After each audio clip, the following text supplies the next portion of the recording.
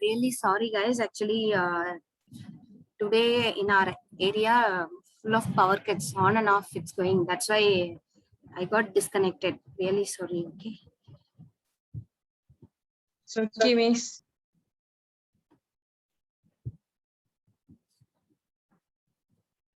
Okay. So the callus formation. Can you hear me now?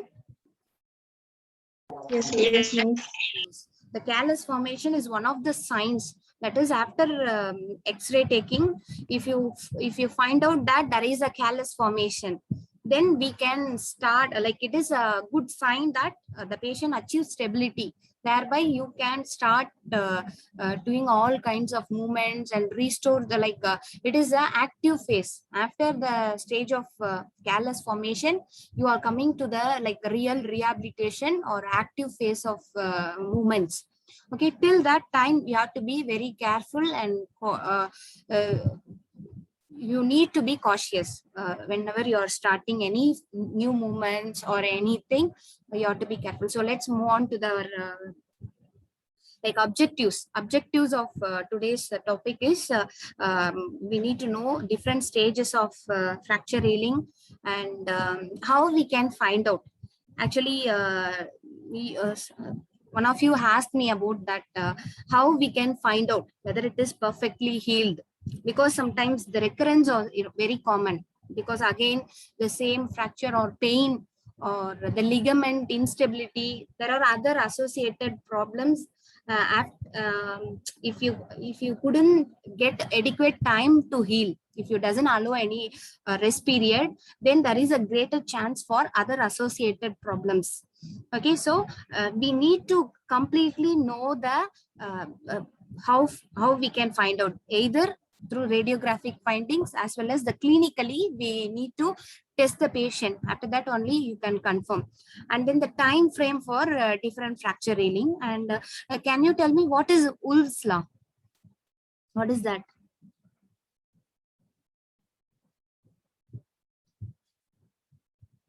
Have you heard about it? In biomechanics, you all have come across this term, Wolff's law. What is that? Is it the bones will change their internal architecture depending upon the stress that's been applied to it?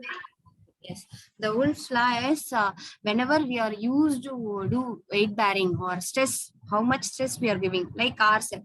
If you are like how your brain is going to act, whenever we are giving more pressure to it or more activities, then only your brain is active. In the same way, the bone is also like that. Whenever we are giving adequate pressure, weight bearing, everything, the bone gets strong, and there is a greater deposition of minerals and all. If you reduce the weightage, or if you reduce the stress to that area, automatically your bone is getting resorbed, or there is a lack of mineral deposition in that area, so it may become more weak. That's why in the osteoporotic cases also, you need to give moderate intensity of exercises in such a way that it can improve the condition. Okay, so what is Wolff's law means? So the bone's response to the stresses. Okay, so we can, this is a rule which you need to understand. Thereby, adequate stress you have to give. Adequate means it is not too high or it is not too low. Okay, it should match with the bone's capacity. So that thereby we are rearranging its internal architecture, more calcium, more strength. You are giving more strength and stability to the bone and joint. Okay, so that's why wherever it is pressured or stressed, there the more absorbed. Sorry, more deposition is there, and wherever we are lack of activity or no pressure in that area, no weight bearing and all, it gets reduced. Your bone density or bones strength is getting reduced. So bone healing is, there are two types of bone healing. Okay, so primary fracture healing and secondary fracture healing. Okay, what is that primary fracture healing and secondary fracture healing? What is the difference, main difference? So whenever we are using plates and screws, this is one very important difference. Whenever we treat like surgically, the surgical corrections and all, and one more thing is, if you are having a adequate that fixation devices or such a way that it doesn't allow any movement or any mobility or nothing, no stress to that area, means it will lead to primary fracture healing, that is without callus formation. In the only plates and screws, okay, the plates and screws are the only mode where there is a primary fracture healing. Okay, so we skip that callus formation. Okay, so what it indicates, that I already told you, the callus formation is like more stability. Whenever the callus formation achieved, it is more stability. But what we are doing is, we are fixing that fracture site with like screws and plates in such a way that there is no movement, no stress also. Okay, you are not allowing stress also to that area. Then what happens? The bone is resorbed. I already told you what is Wolff's law, right? So whenever we are giving stress to that, or whenever we are giving weight bearing to that area, it becomes strong. But here there is no stress or no weight bearing, and just adequate fixation, means it goes for primary fracture healing without callus formation. It's just like that it forms. So it is not that how to say that, maybe after removal of plates and screws, it takes longer time to go for weight bearing. That is the difference. Okay, so this fractures, we need to delay the weight bearing, but we can start the movement. You need to understand this. We can start doing any active movements yearly, but the weight bearing is really, because the stability factor is very weak here. After removing the plates and fixations, that area, that fracture site is not that stable or not that strong enough. Okay, so the primary fracture healing only in plates and screws. Okay, that devices we call it stress shielding devices. Only these plates and screws are stress shielding devices. So you don't like 0% of stress to that fracture site. That is what the primary fracture healing's role. And secondary fracture healing. So secondary fracture healing are all like in the presence of callus formation. Whenever we are allowing the callus formation. So when we are allowing the callus formation, means whenever we have adequate stress to that part. Maybe there are some stress sharing devices are there. Stress sharing means intramedullary nailing, K-wires, and other fixations with maybe sometimes the plate fixation without screws. This kind of things are will allow the stress to be transferred to that area, so there is a greater chance for callus formation. So the simple thing is, primary fracture healing means no callus formation. Secondary fracture healing means with the presence of callus. So what it tells you is more stronger.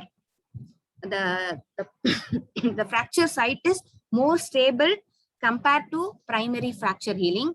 But conservatively, if you are going for conservative management, like immobilizers or POP application, braces, if you are using that way, there are you are allowing the stress to that area, so it can allow you the callus formation. Okay, so these are the fractures treated non-operatively with the formation of callus and no disturbance of hematoma, and B is the fracture operated without disturbance of hematoma. So there are other surgical corrections where there is a stress allowed in that area. There are some devices which will allow you. Okay, that is also comes under secondary fracture healing.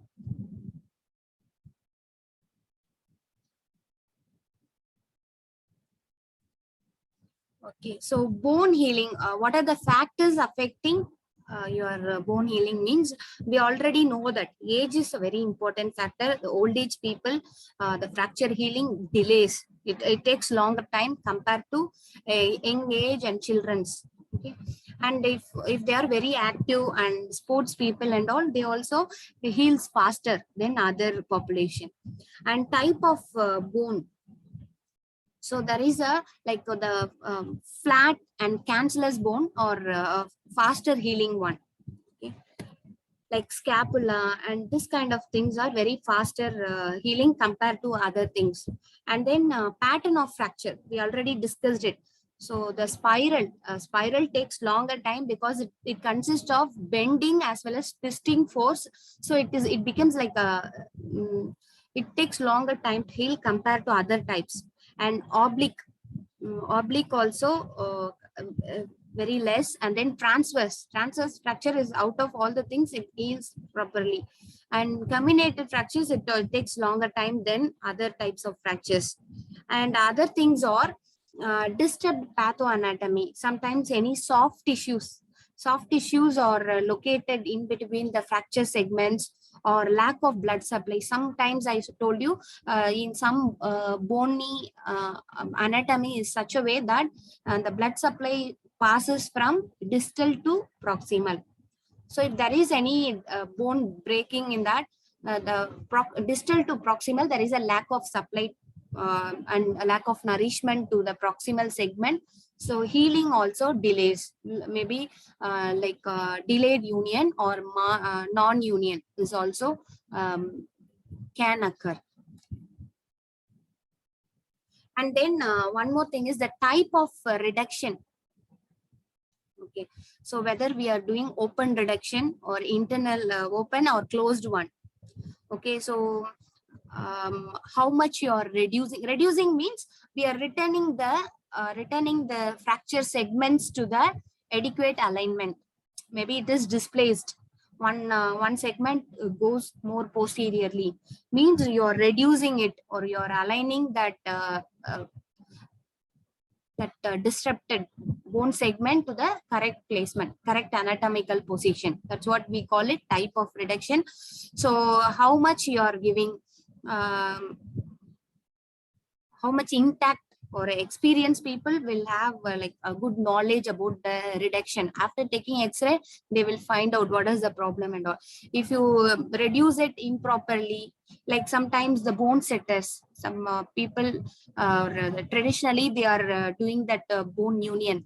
That people and all, they don't know that just like that, without taking X-ray also they reduce it, or sometimes they without reduction also they immobilize the fracture site. Thereby what happens, it doesn't heal properly, or it may lead to malunion. Okay, so that is also one of the factors. And immobilization, so how long you need to immobilize it. Okay, so these things also vary.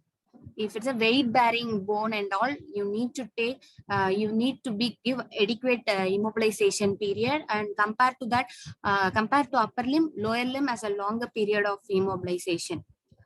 Okay, so the fracture ribs and scapula, you don't need to require because this, I already told you, scapula is a flat bone and it heals without any immobilization. And fracture ribs also, we don't do any more rib splinting or immobilizers. Just like that, we can allow it to heal by itself.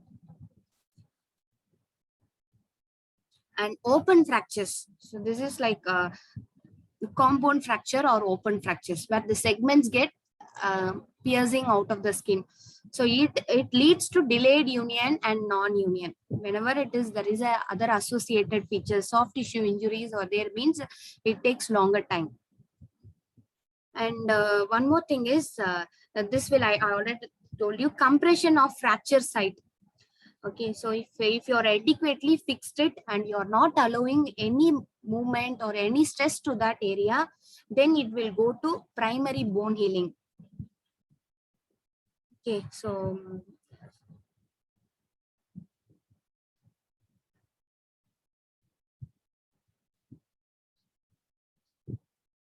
the primary bone healing, and if you, how to say that, you're not allowing any stress, that is what we call it, stress shielding devices. If you are using stress shielding devices, you have 0% of weight.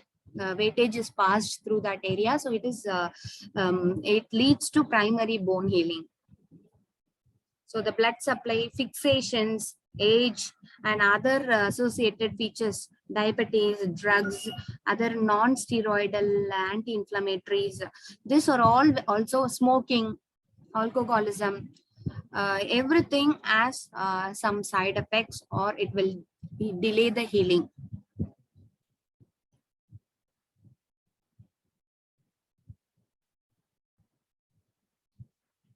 Okay, so the first stage, we are coming to the first stage, inflammatory stage. Inflammatory stage begins like once the bone is broken, and for first week. The first week is called the inflammatory stage. That's why I told you inflammation is healthy or beneficial to us, but there is a limit for that. If it is exceeding, or if it is like uncontrolled, means it will damage, or it will create pain and other inflammatory signs. Okay, so we need to allow it to the adequate amount. For example, in COVID also, this inflammation, our body's immune reaction causes most of us to so many complications, and sometimes it leads to death also. Okay, because of our reaction to infection. Okay, we call it immune storm or cytotoxic storm. That is, our body's reaction causes the worst scenario. So like that, we need to have that inflammatory stage extends for around 5 days. So already we all know that bone has a blood supply. All the tissues in our body gets adequate blood supply. Very exceptional cases, menisci and few things, or lack of like disc in the inner segment of intervertebral disc doesn't have blood supply, and otherwise almost 90 to 95% of body tissues get adequate blood supply. So here also, if bone is getting broken, means your blood supply, in the blood supply, immediate instruction comes to that area, and the bleeding as well as some cells, some repairing cells are going to be stagnated in and around that site. Okay, that is what inflammatory stage. So there is an excessive amount of bleeding, as well as so many repairing cells are going to be gathered, right? So it causes immediate swelling and bruising in that area, and we call that's what we call hematoma. Okay. And what happened, there is some cells that will destroy the segments edges, like there is a sharp edges would be there. It won't allow for perfect healing. So what happens, some kind of osteoclast or removing the bone cells, so that will activate, that is going to activate, and then it makes it smooth finishing, or smooth finishing to that fracture site. Thereby we can have better healing. Okay, that is a reason that immediately in the inflammation stage, in the inflammatory stage, the borders or the margins of the bony broken segments are going to be polished, or has a very smooth finishing. Because otherwise your osteoblast or new bone formation tissue, that is not going to get deposited on that area. That is the reason in the first week or first 5 days, you have this process is happening. Osteoclasts are going to remove the dead bone cells. And then we have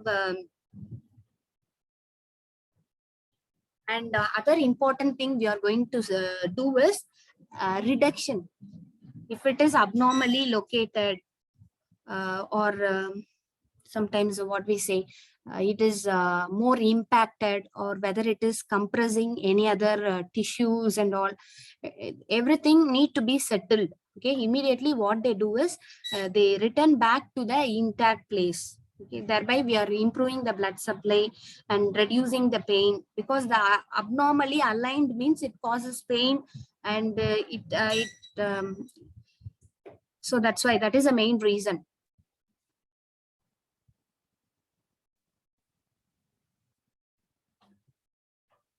Okay, and one more thing called the special cells. That's why I told you the bone repairing cells, like special cells called fibroblasts.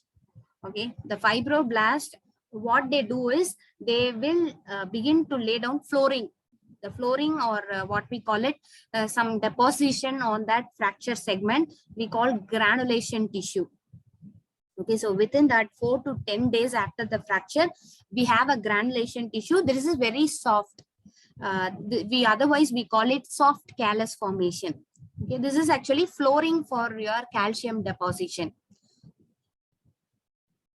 So that's why we call it soft callus. So this thing is called soft callus, and it forms a flooring.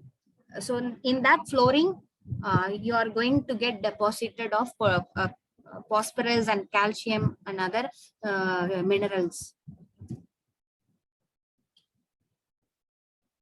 So this is stage 1, tissue destruction and hematoma formation. So we already discussed it. And then this one is granulation tissue, the inflammation and granulation tissue formation. So in this stage, the hematoma, the blood clotting and everything is resolved. And then you have some granulation tissue or scaffolding or soft callus, whatever it is. We are going to have that process in the stage 2. And one more thing is new capillaries. A new, as we call it, neovascularization. Already, if it is a disrupted blood supply, means it will cause a few other capillaries. Sometimes one capillary would be there before fracture. So what it will do means it will allow it to divide and more capillarization and neovascularization, whatever it is, it will improve the healing. That is what our basic concept is. It will fasten the healing.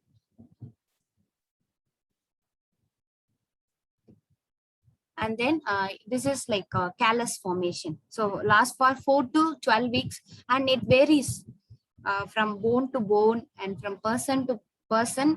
It can vary according to the fixation also. Sometimes whether we are having any bone sharing device or bone stress sharing device or stress shielding device.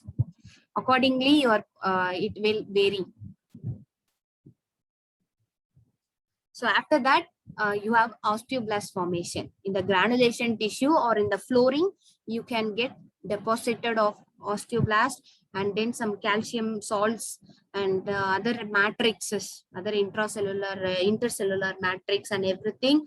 And after that, it becomes solidified, or it becomes thickened, the formation of callus or Hoven bone. So this is like after completion of this callus bone, it gives maximum stability. Like after that, you can start all the active exercises, everything. So whenever we have no movement at the fracture site, you need to do tenderness testing, as well as you need to press the area, whether there is any mobility in that area. If it is not, but we need to be like 1 or 2 times you restrict that. Otherwise that will, if you give too much of pressure or too much of mobility to that factor, mild mobility, you just move the fracture sides like sideways, just a mild pressure, not more than that. Otherwise you may disturb the healing.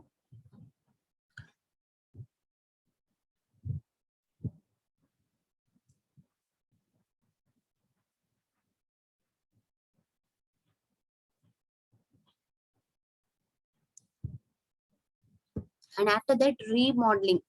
After that, there is a continuous absorption, resorption, and all the balancing of minerals is going to happen. Like it takes 1 to 4 years also. Continuous osteoclastic and osteoblastic activities. And then it becomes more strong. And after that, we will start the weight bearing also.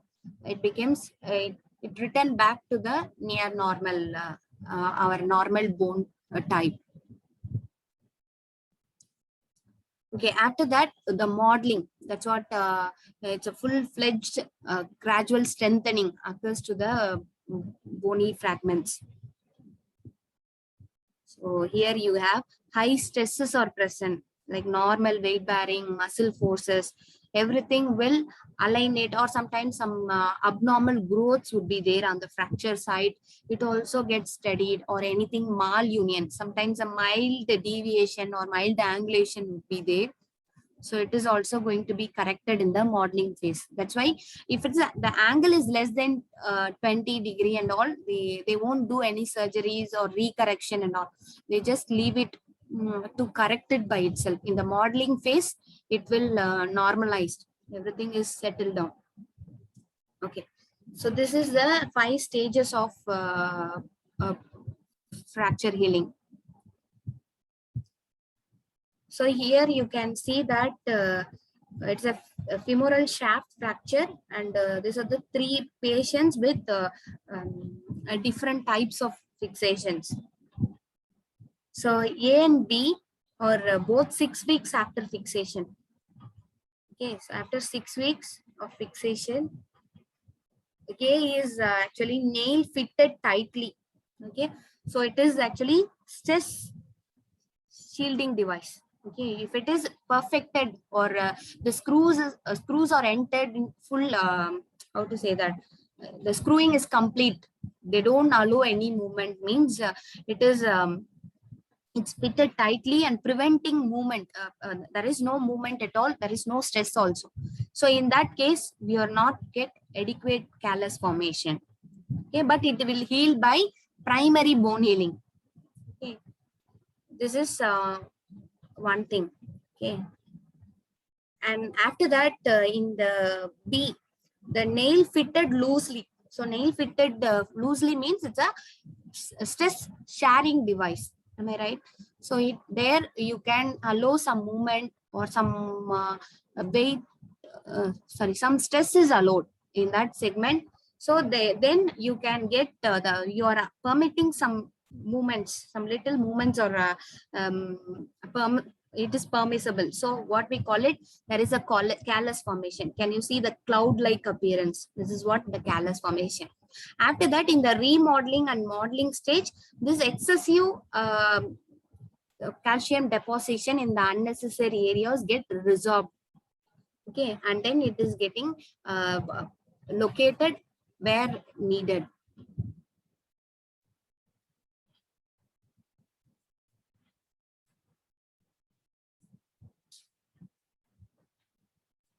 Okay, C is actually there are some irritation or something leads to, at 3rd week itself, the callus is excessive callus formation.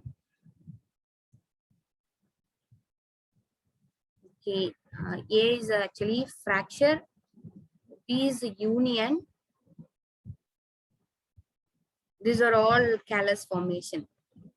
It is randomly, it gets deposited. Okay. After that, C is a consolidation, that is a hardening of callus tissues, and then you have bone remodeling. Okay, so till that consolidation, we need to wait. Okay. So healing by direct union. So the formation of callus requires stimulus from movement. So mild stress or mild movement is very, very important for callus formation. So here, if you fix it in a rigid manner or very firmly, you fix the fracture site, means you cannot expect the callus bone formation. So sometimes in case of impacted fracture, impacted means it's some part of the segment is getting compressed in the other segment, like that. Normally you can have, this is the fracture site. Just for example, I'm telling you, you may have some gaps, right? This is what we call normal fracture site. But sometimes the impacted fractures are, it may go like that. This is what impacted fractures. Okay, so some piece is going to be impinged or that is very, like, you cannot expect a movement there. This type of impacted fractures also doesn't allow adequate movement, so you cannot expect a callus formation in this tissues also. Or sometimes the use of metal plate. Okay, only metal plate has this option of primary bone healing and no callus formation.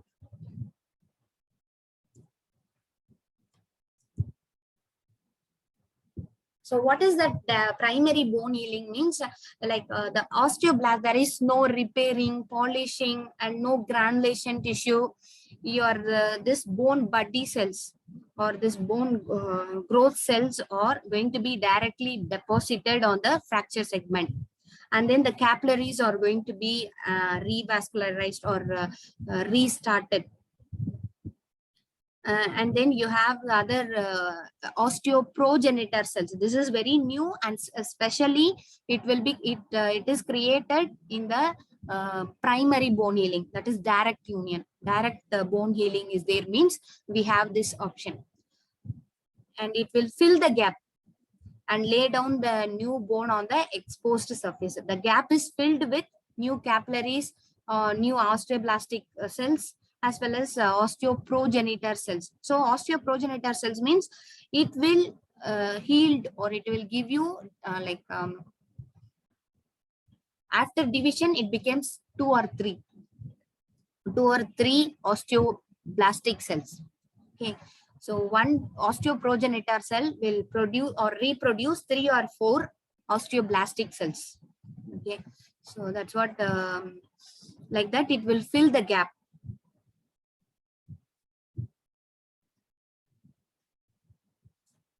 And after that, after a slow weight bearing and all, it becomes woven bone is changed into lamellar bone, and then it becomes stronger.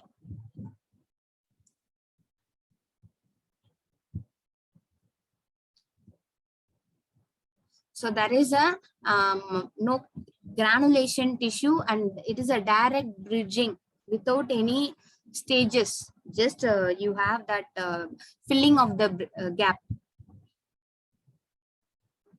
So now we are coming to the very important thing. When we tell that the fracture is healed completely, all right.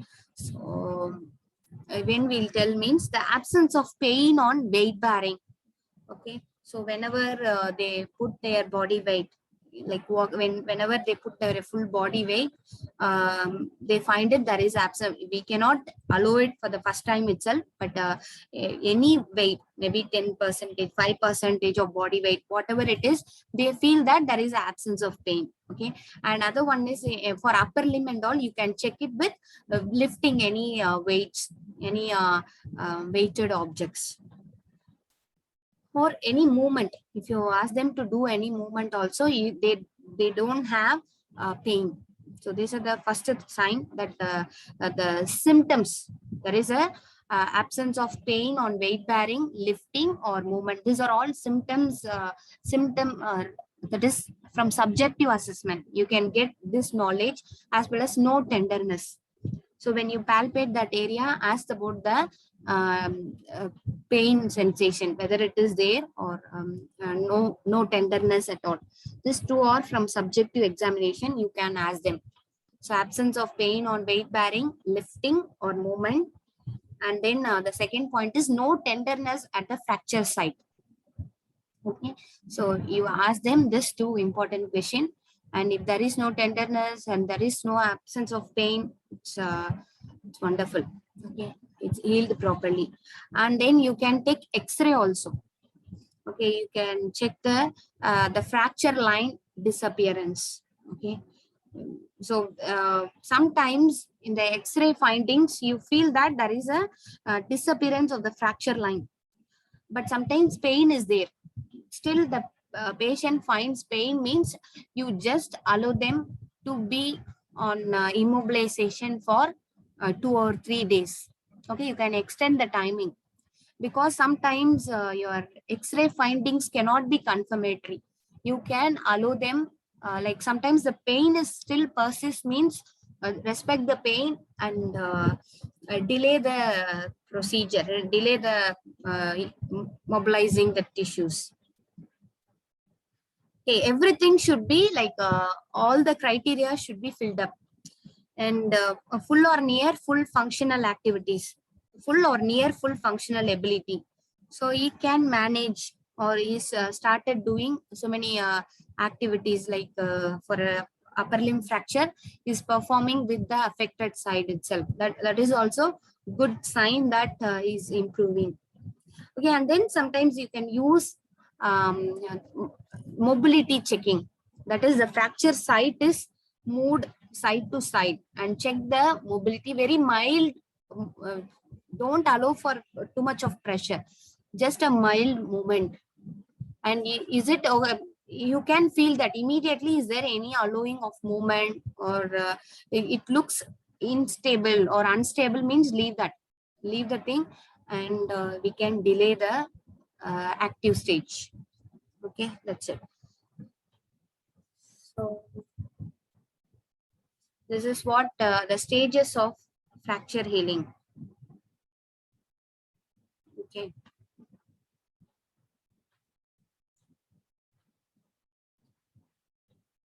Any doubts? No, miss. Let's move on to the next chapter. Shall we have 10 minutes break? Or shall we continue?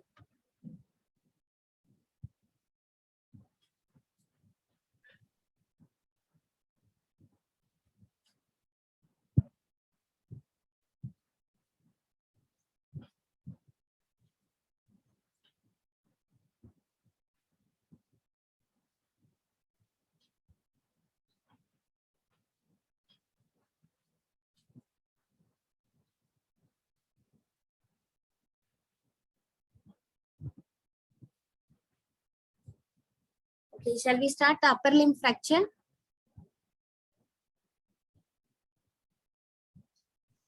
Sure, miss.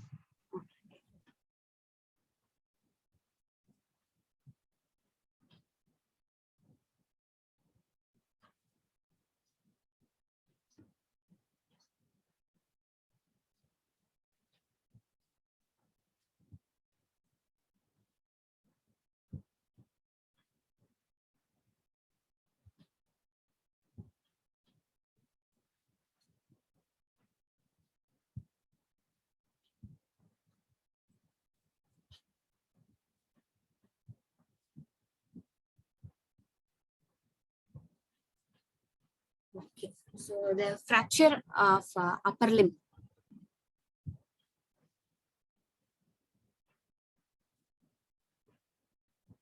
Okay, so in this thing, what are the things we are going to see? Or first one is the causes, the etiology of the fracture, and then the mechanism of injury, or the clinical features of the upper limb fracture and dislocations.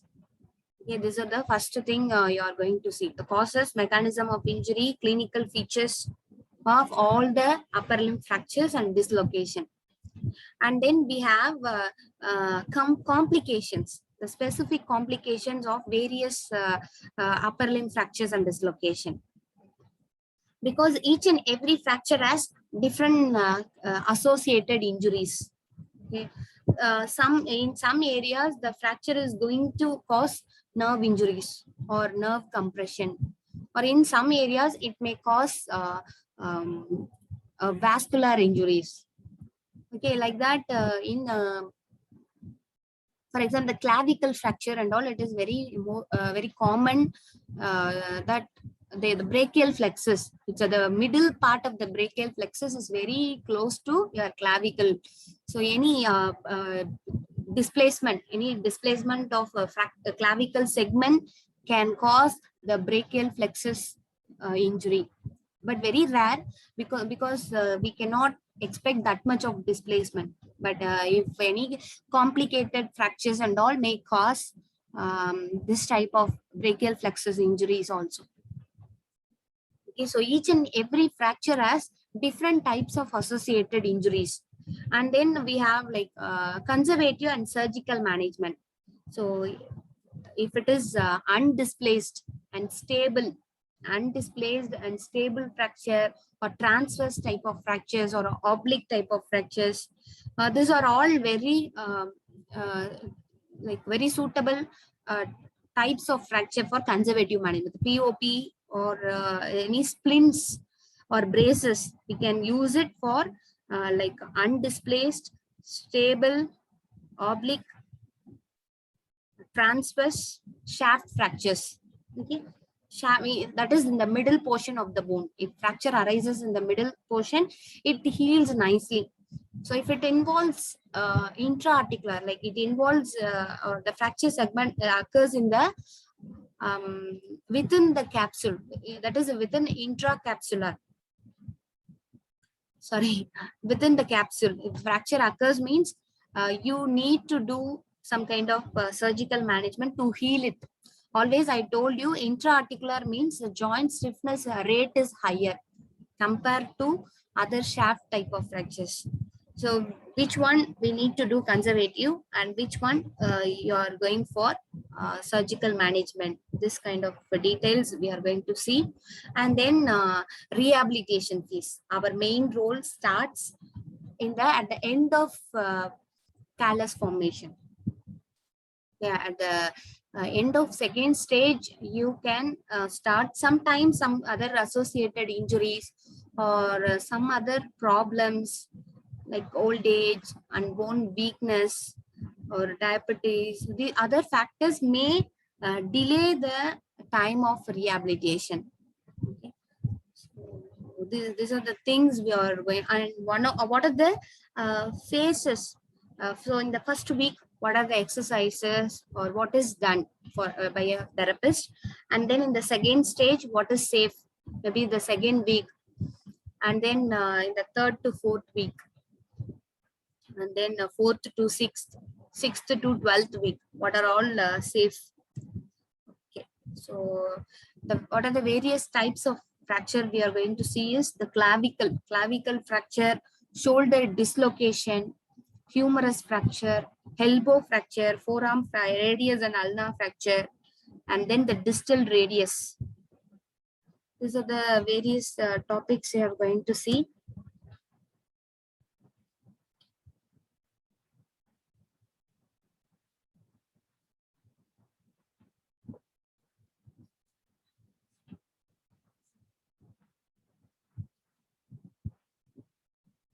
So now we are coming to the clavicle fracture.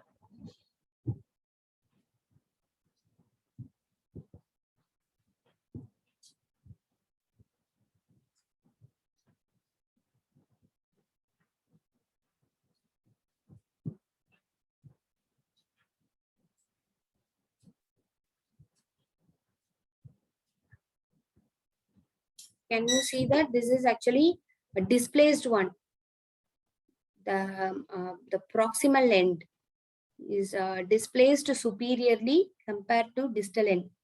So we are calling it proximal and distal end. What it tells means like this is like the medial end.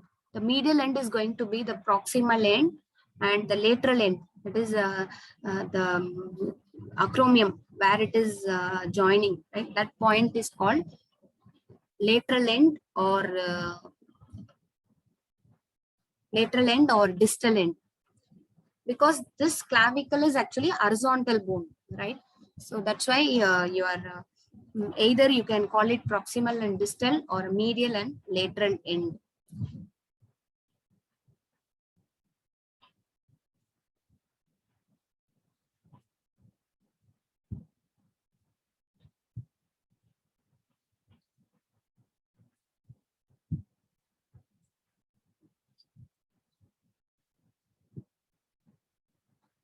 So mostly the fracture site is the very common fracture site is this one,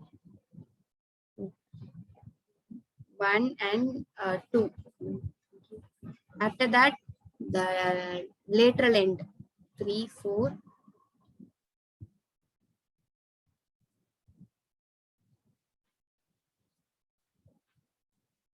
This is lateral end. This is medial end. Okay. Most common type is the falling on the shoulder. Okay. And then next one is fall on the outstretched hand, or any weights fall on the shoulder. Any weights or bricks, or in the construction site, you commonly get this type of fractures. Any weighted objects may fall from height. Okay, so fall onto the shoulder. So 87% of causes the fall onto the shoulder, and then direct blow. Any force or any weights fall on that fracture side, and then we have fall on to the outstretched hand. So outstretched hand means we are using our the palm to. In that case, we have numerous fractures. Most of the upper limb fractures, the causes fall on the outstretched hand. You all know that majority of the fracture is caused by fall on outstretched hand, because whenever we fall down, like in the anterior direction, our protective mechanism, our body's automatic response is like we are preventing the fall by using our upper limb. So that is where our upper limb is going to be easily fractured because of this mechanism, automatic. Otherwise, your internal organs or your trunk is going to be have an impact. That much of impact on your trunk region may cause so many other problems, like our internal sensitive organs, like heart, lungs, everything may get damaged. Our ribs also get fractured. Can you imagine? There is a greater chance for punching of our lungs. There is a greater chance for that. To prevent that, our automatic response is our hands come to save us. Okay, that is the main reason most of the fractures, or most of the upper limb fractures, or comes from fall onto the outstretched hand. And one more thing is, it is a last one to ossify or mature. Okay, out of all the bones, the clavicle is the last thing to get solidified or matured. Can you see that? After 22 to 25 years. Okay, we have various classifications. The scapular fractures, clavicle fractures are divided by Allman, Craig's, Neer classification, Robinson classification. We have different classification. So in this thing, Allman actually, how he classified means it's a simple classification. We are dividing it into type 1, type 2, type 3, and type 1 is lateral end. Okay.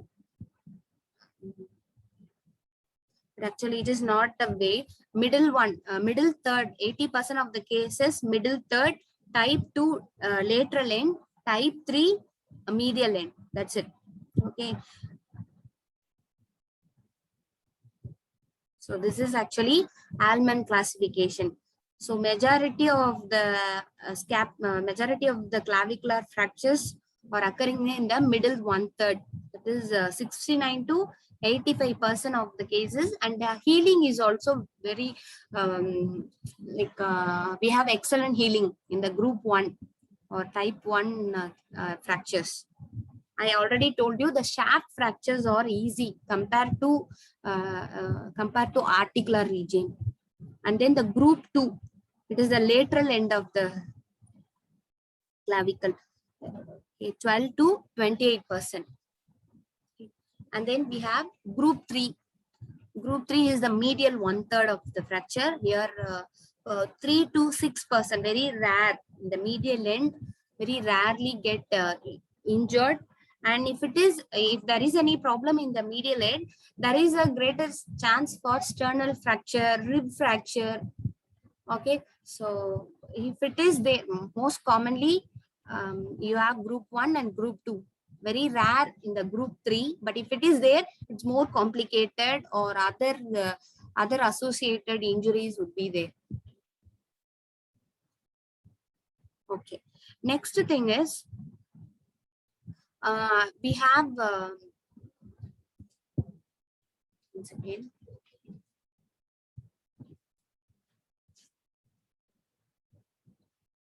this is one more division, like Craig's classification. In the Craig's classification, what he decides is, like, furthermore, he classified it into further details.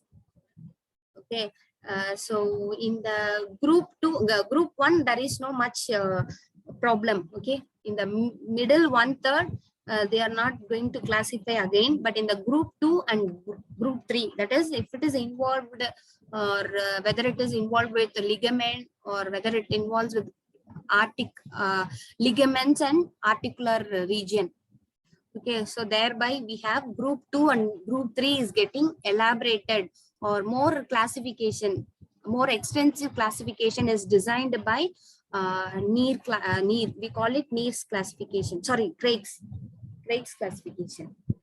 Okay. So in this thing, group 2 in the group 2, type 1 means minimally displaced. Is it clear now? We have group 1, group 2, group 3. That's what he classified. Allman classified these 3 things.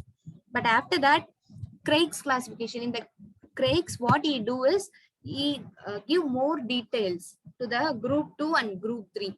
In the group 2, if it is minimally displaced, we call it type 1. Type 1, minimally displaced fracture. Type 2 is displaced and fracture medial to the CC ligament, that is coracoclavicular ligament. So medial to the coracoclavicular ligament means,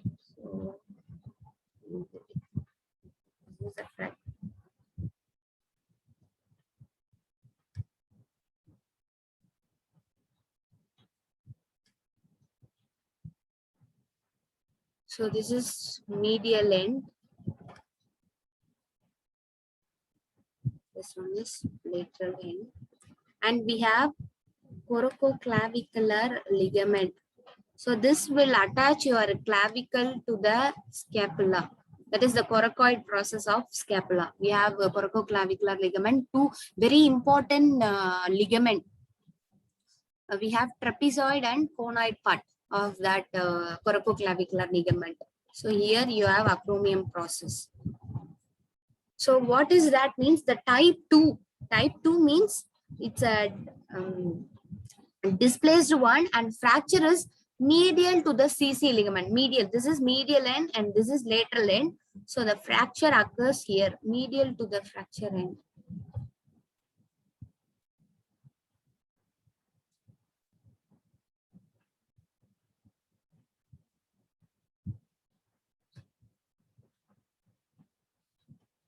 Okay. So if the fracture occurs in this medial to the fracture site, means what it happens means it is very strong ligament.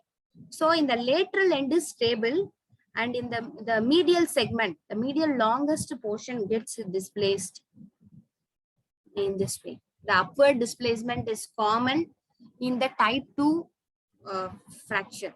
Okay, so once again.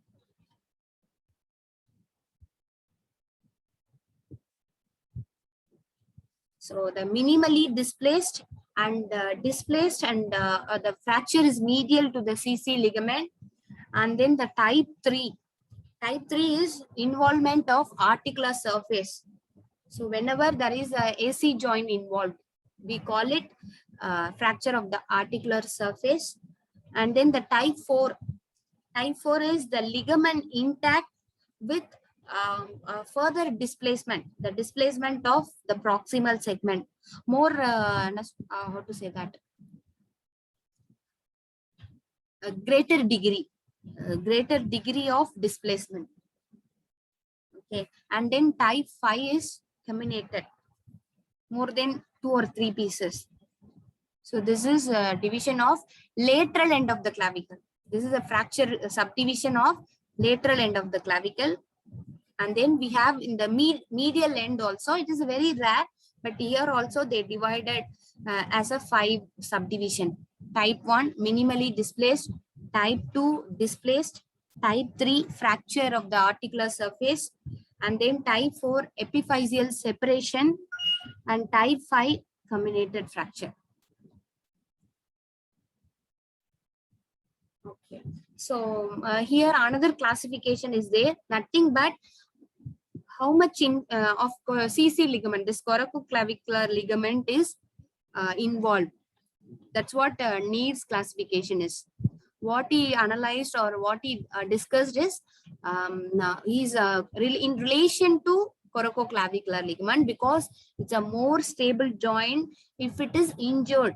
If this ligament, if this coracoclavicular ligament is injured, means there is a greater chance for malunion or non-union.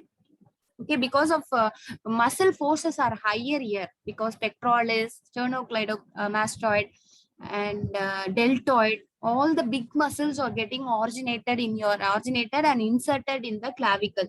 So if there is no stability provided by ligaments, then you have abnormal movements, abnormal muscle forces that will cause displacement, and thereby it delays the healing. Okay, so medial to the coracoclavicular ligament, lateral to the coracoclavicular ligament, and then involving articular surface of the distal portion of the clavicle. These are the further classification by each and every one, or their perspective of classifying the clavicle's fracture. Okay, so we have the clinical features. The typical clinical features are pain, swelling, deformity, an inability to raise the shoulder, because the higher degrees after 90, it is provided or it is assisted by your AC joint and SC joint. So in that case, if there is any fracture of this clavicle, it will involve in after 90 degree, you cannot do the movement. And sometimes pseudo paralysis, some kind of, it may compress some important vessels or some muscles, also may cause some kind of false paralysis. And they usually support the arm. How they position the hand means adduction and internal rotation. That is, they will place their hands by the side, okay, and they support it also. And then tenderness over the fracture site, and movements are painful, too painful. Yes, simple, the same thing. And if you assess the joint range of motion also, you have restricted range of motion, muscle power also. In the acute stage, it is not, we cannot apply it, we cannot test the muscles also. So associated injuries, so I told you, you have brachial flexus injury, because your middle third of the flexus crosses your clavicle, that is there. And then we have vascular injuries, other nerves, other arteries and veins are crossing that. And if it is a rib fracture, that is in the SC joint, or too much of force may cause rib fracture also. The rib fracture is there means, if it is displaced one, it may compress the lungs. Thereby you get pneumothorax or other lung injuries.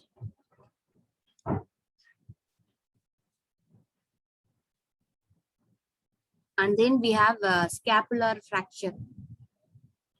These are the associated injuries you have.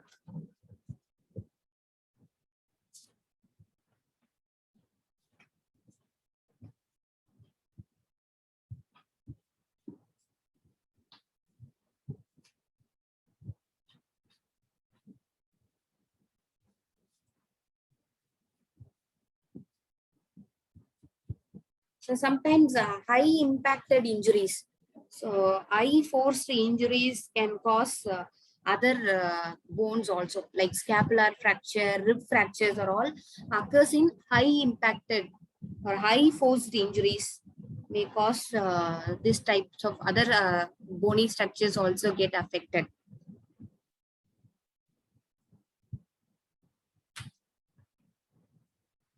and other like a subclavian artery and subclavian vein are also at risk with this clavicular fractures. So what we have to do is check the pulse, right? Check the pulse and capillary refilling. Just check with the around the area you need to compress and check for the blood supply, or is there any bruising, discoloration, or nail bed refilling, how the response would be.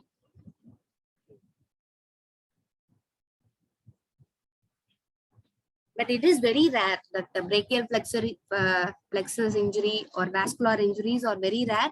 But if it is a high energy types of fractures, then there is a greater chance for this first to do.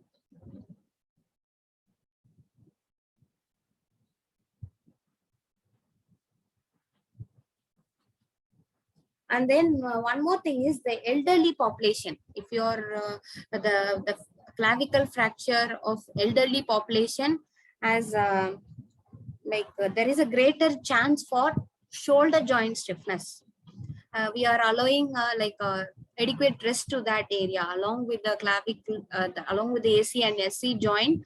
We are not permit the movement in shoulder joint also. So they may develop periarthritis shoulder. There is a greater chance for shoulder joint stiffness. So in that area.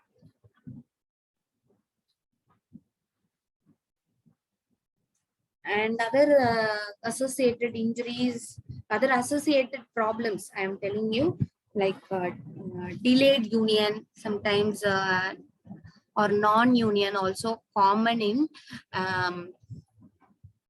because of excessive muscle forces.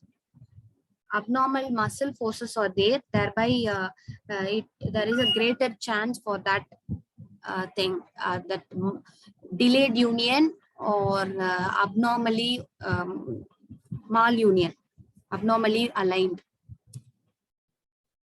So immediate means these are the immediate complications, and late complications. These are the late complications like malunion, non-union, supraclavicular nerve involvement, thoracic outlet syndrome.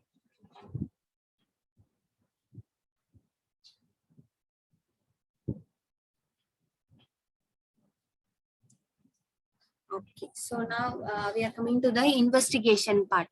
In the investigation, we need to do clinical assessment and then radiographic examination. So that's why I told you the thorough distal neurovascular exam, that is the capillary refilling. You need to compress the nail bed and check for the refilling. Is there any nerve, any vascular problems and all, you can check that. And other, what about the neuro examination means any burning, tingling sensation or numbness, is any sign of that or any symptoms like that, you need to be careful, and we need to do other investigative procedures. Any neuro exam, neuro findings, any neural findings or any vascular findings is there, you need to check that. So auscultation for checking for any abnormal lung sounds, and you can check for abnormal movements or any abnormal like bony prominences, like in the mid shaft you can experience some kind of prominence that indicate that there is a displacement type of fracture. Okay, so AP, anteroposterior chest radiographs, and sometimes we need 45-degree AP oblique X-rays. Sometimes in the axillary view, they can do this type of things. And traction fractures may be, traction pictures may be used as well. Very rarely we use this type. Last one, the first one, anteroposterior chest radiographs is enough to find out the problem. And now we are coming to if it is a mid shaft fracture, we will decide it whether it is whether we go for conservative management or surgical management. Simple. Okay, so in the mid-shaft clavicle fracture itself, if the patient is elderly with low activity level and simple fracture, that's why I told you stable oblique transverse fractures. This type of fractures are very simple. And one more thing is a displaced fracture, but less than 20 mm. It is not more than that. 20 mm less than that means it is you can reduce it. We can with like a closed reduction without any opening the um, area. You can just do closed reduction itself. Closed reduction for displaced fractures not more than 20 mm. And then non-smokers, okay, healthy and very weak, sometimes weak, and they are not fit for surgery. In that case also you can go for conservative management. Then the conservative management means like figure of 8 bandage or sling support. Okay, you can use any sling or figure of 8 bandages. Okay, that's it. After that you can check for callus formation and then start giving all the rehabilitative exercises. But when we need to do surgery means if it's a communicated fracture or displaced fracture and more than 20 mm and smokers and open clavicle fracture, these are all the criteria where you need to go for surgery. Okay, in this thing for surgery itself, we have different surgical methods. Okay, so if it is an open wound, open type of fracture means you can go for external fixation. Okay, open type fracture, all open types of fractures and other soft tissue injuries are there. We will talk about in detail about this open fractures, general open fractures. What are there is a different management for that. We will see it in detail in later chapters. So far you understand that I don't want to confuse you. That's why if it's an open clavicle fracture and soft tissue injuries are involved, you go for external fixation. And the other thing is this one, the transverse or short oblique fracture. Okay, these are all little stable compared to other fractures. These are very stable one. So in that thing, you can go for intramedullary fixations. So closed reduction means we don't open and reduce the alignment. You just do that closed reduction with intramedullary fixation. And next one is open reduction with plate. But what is the problem means it is stable means this intramedullary fixation is effective. Otherwise, what happened? It easily go for slipping. This intramedullary fixations in the clavicle most commonly go for loosening or slippage. Okay, that's why if it is little stable, you can go for intramedullary fixation. Intramedullary means for example, this is a bone means we are using some throughout the bone to fix it. This is intramedullary fixations. So otherwise, you can go for open reduction with plate. It is more safe compared to other types. There is no breakage or loosening, nothing. You can use the open reduction with plate fixation. So this is the routine or protocol for mid-shaft clavicle fracture.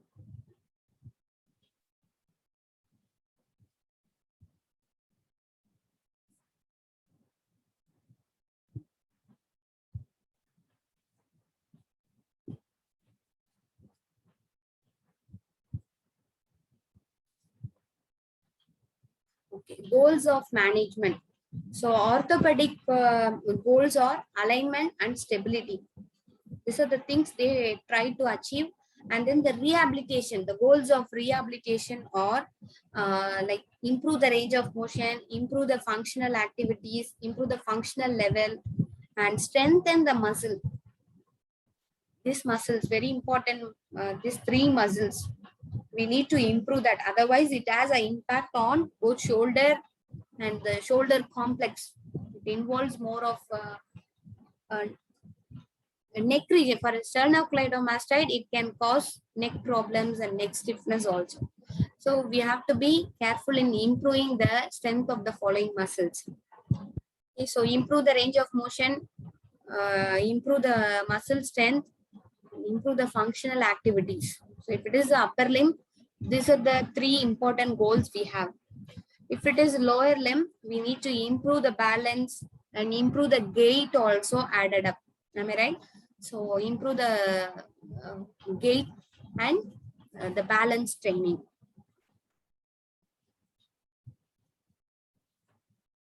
Do you want break?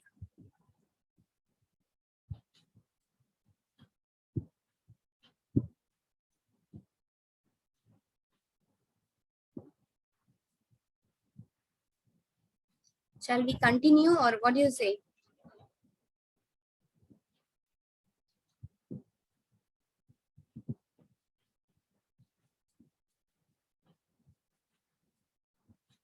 I think no one is listening. Huh?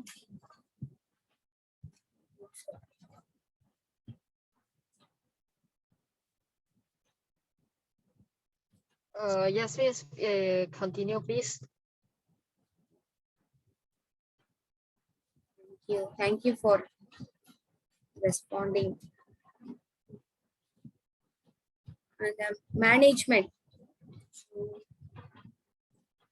Management, we have conservatively, you use sling mobilization. Sling immobilization. We have this one, sling supports. You can use different types of slings.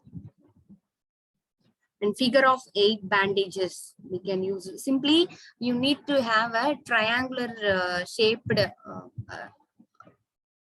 any cutting, and then you can use it just like that. You can wrap it. It's a simple thing, or you can use slings. Slings are very effective.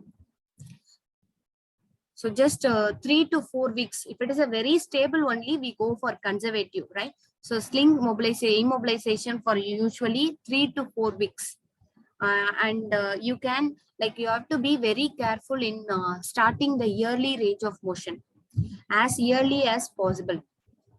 Okay, otherwise there is a greater chance for shoulder restriction. Shoulder range of motion gets strongly affected.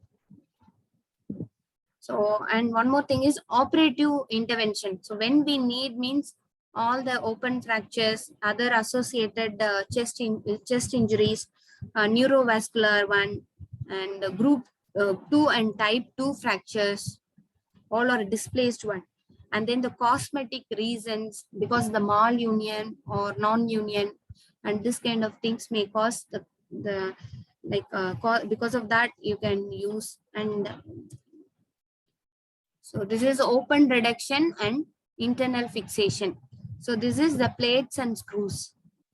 This is actually stress shielding device. You don't have much stress, so it is a type of primary bone healing.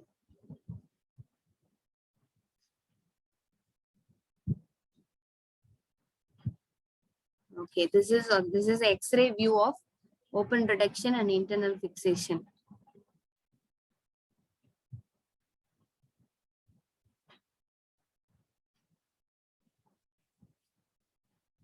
Because there is a disruption of coracoclavicular ligament. If it is so, we need to stabilize it.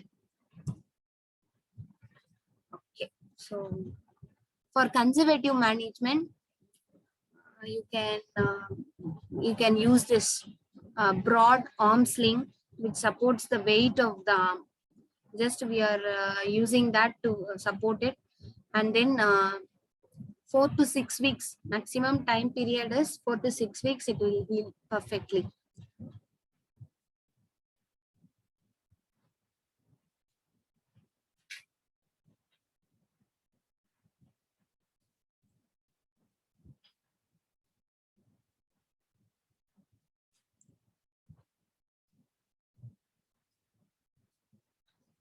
Okay, during first week you can use either figure of 8 or sling. And then in the first week, you are not allowed to do any range of movement or any muscle strengthening. For the first week, you're not permitted to do anything. That is a healing phase or the first phase of inflammation. All right. So the weight bearing is also not permitted. Okay.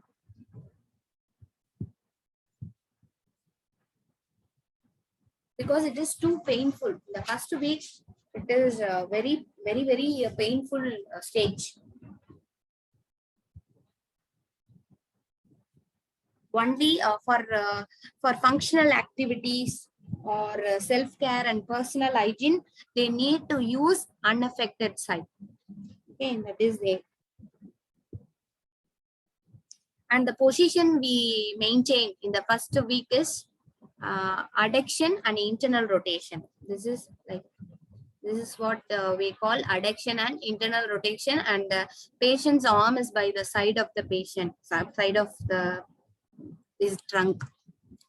Okay, so no range of motion, no muscle strengthening, no weight bearing, functional activities also performed by normal side. Okay, during that time, what are the examination? What are the things you are going to do is check for capillary refilling. Okay, sometimes the POV, sometimes if it is too tight, the sling application or braces, if it's too tight, you need to check for capillary refilling. In the nail bed, you can check, and you can check the range of motion of the elbow, wrist, and digits. So unaffected joints. Okay, elbow, wrist, and fingers are unaffected, right? You can check the active and passive movements and ask them to do as much as possible. In this thing, they can do. And if there is any swelling, there is any excessive swelling is there, means we can use pillows to elevate the limb. And if there is any for surgical corrections, check for the wound area. Okay, so check for the wound area for any infection or any discoloration or any loss of integrity in the sutures. You can check that also.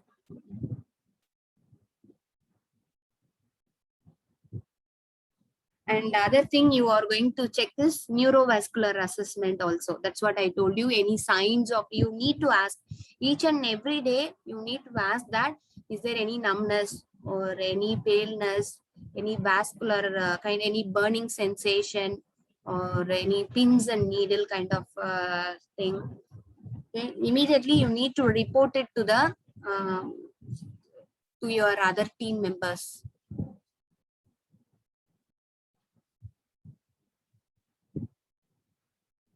And the neck area where you're tying the thing, right? Tying the sling, that is where there is too much of pressure. Sometimes it may cause too much of friction and wound may be created. So you need to avoid that. You need to check that, and the powder application, or because too much of rubbing may cause some new wound formations in the back of the neck.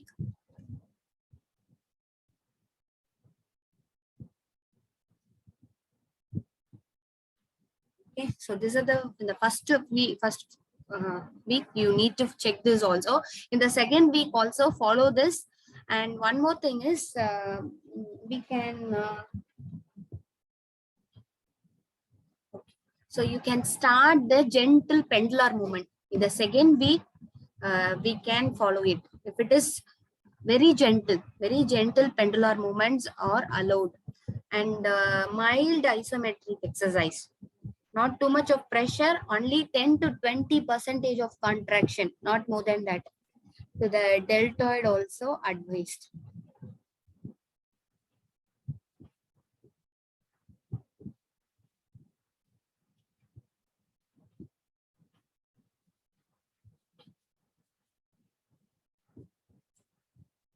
Okay, now also weight bearing is not allowed, and then your uninvolved extremity is used for functional activities and personal care, and all the functional activities are carried by unaffected side. Okay, so in the second week you can start gentle pendular movements.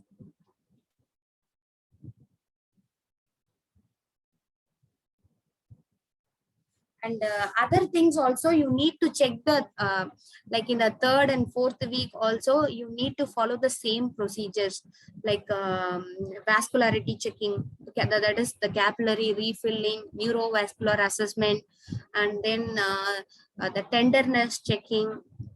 Okay, so everything should be done in all the weeks.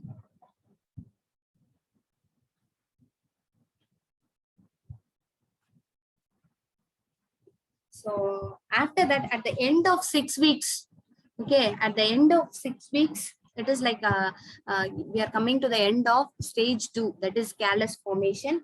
After that, you can start all the active range of motion to the shoulder, and pendular exercises with a little like, it's not a mild or gentle pendular movements. You can move it little more forced or little more extended ranges. And then you can add up the isometrics to rotator cuff, deltoid as well as rotator cuff.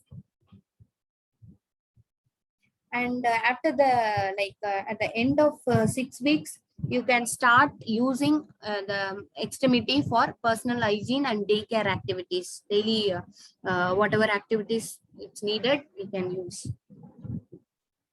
But still, weight bearing is not allowed. At the end of 6 weeks also, weight bearing is restricted.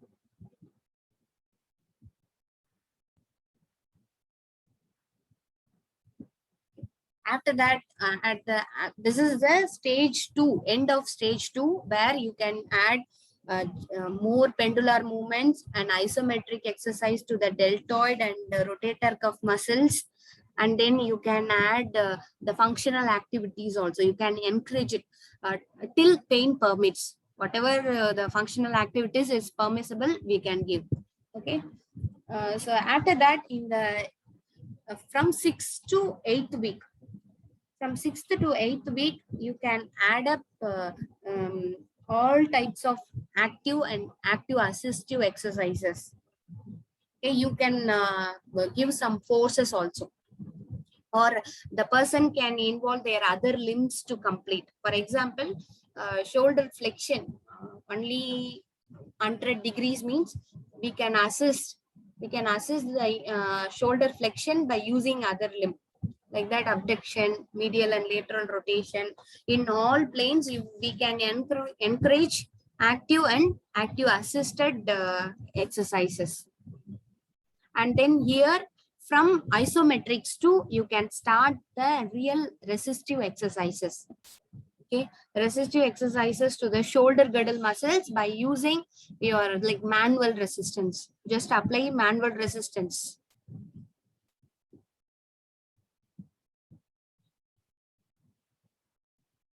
Okay, after that, in this 6th to 8th week, we can gradually start the weight bearing. Gradual weight bearing can be permitted in the 6th to 8th week. Only it's like, how to say that, the radiograph, after radiographic findings, as well as there is no tenderness and pain on movement and no mobility. These are the 3 things you need to check. Okay, no pain on movements, no pain on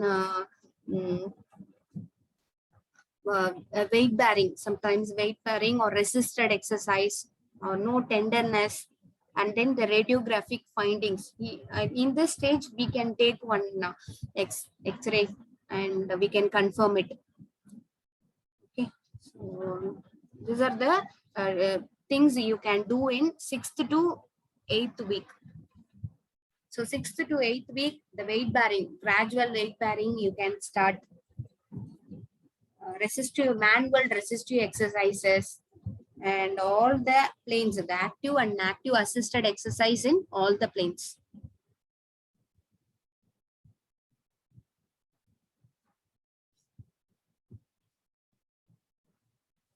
Okay, so after that, in the 8th to 12th week, all the exercise, all the weight bearing, everything in the like full phase of rehabilitation. From 8th to 12th week, all the things you can start. Full weight bearing, full functional activities, active and active assistive range of motion. Okay, so everything can be started in the 8th to 12th. So you can divide it as first week, second week, third to fourth, and then 6th to 8th, and then 8th to 12th.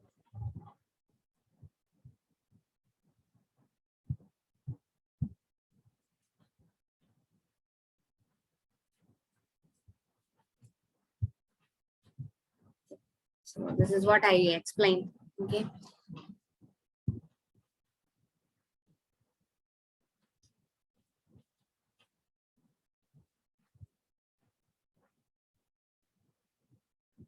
So always remember that at the end of 6th week, it's like a end of second stage.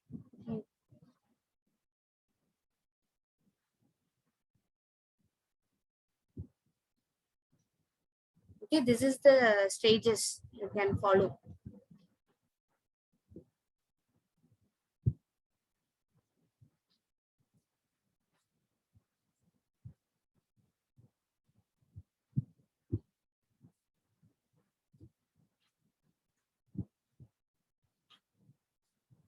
Okay, so if it is a post-operative, this is not for normal conservative management, we have seen. And for post-operative management, for the first week, you can start the pendulum, same like other conservative management. You can start the pendular exercise with other, you are going to concentrate on active movements of the elbow, wrist, and digits. Okay, you can start it and you can check it. Examination is very important in the first few weeks. Okay, like capillary filling, check for the capillary refilling, neurovascular assessment, and then is there any tenderness and this kind of things. It's very important in the first few weeks. And after second week, they remove the switches and then sling is checked. We have to give sling for comfort. And after 4 weeks, we can remove the sling also. And other than that, the rest of the management is same. Like conservative management, you can do the same thing.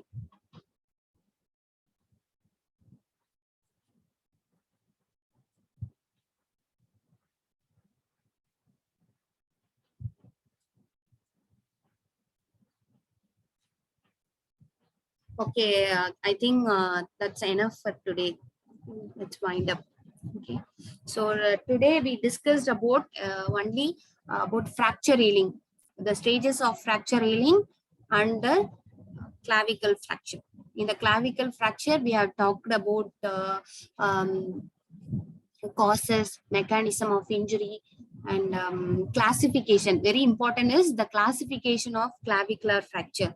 Like we have various classification, Craig's, Robinson's, Needs, and other one Alson's. So there are so many classifications we have. And the mid shaft fractures are easy to treat compared to distal and proximal end type of fractures. And then we have like for conservative management, the figure of 8 bandage or sling support, we can use it. And rehabilitation program, just give more importance to rehabilitative thing.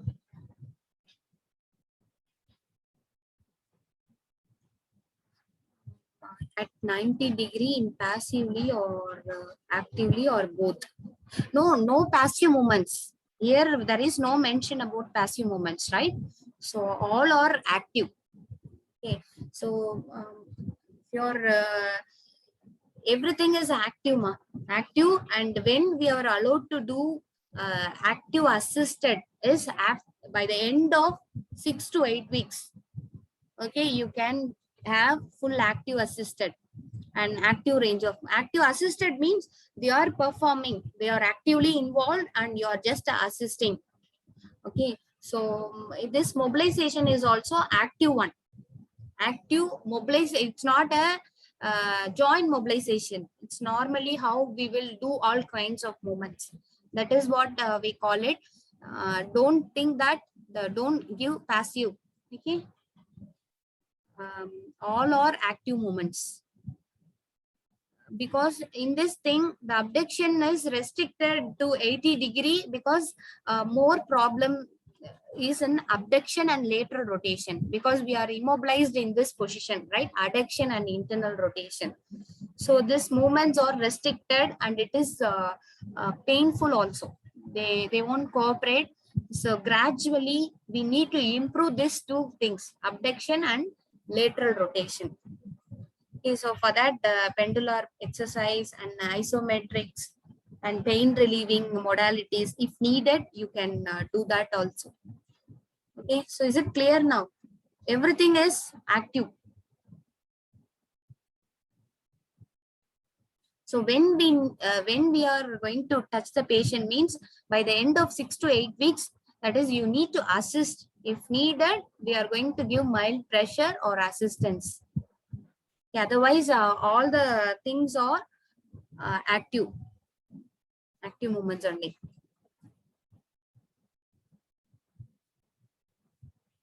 Okay, is it clear?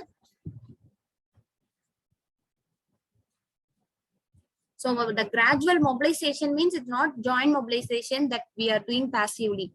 It is the full range of movements, shoulder joint movements.